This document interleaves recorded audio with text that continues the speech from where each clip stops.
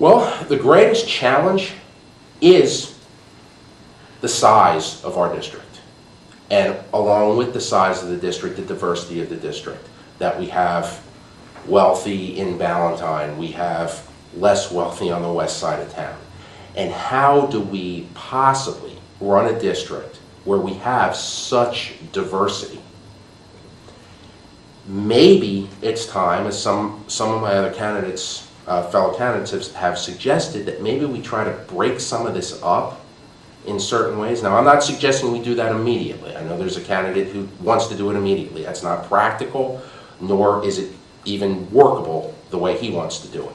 But it's something we need to take a look at down the road to see maybe, and as I've said, I'm very much in favor of local control. It's something we need to take a look at down the road, but it's something we can't do right now. But that is our biggest challenge, just the size of the district.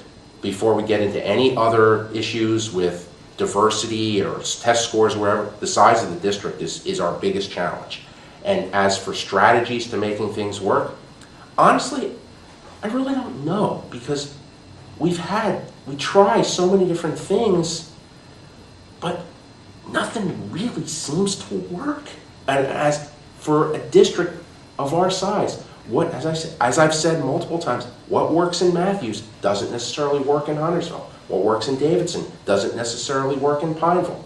I think it's up to these schools to come up with their own programs to make their own schools, and maybe even the Pineville schools can kind of group together and see what works there. Davidson can kind of, what works there? Matthews, what works there? The west side, what works there?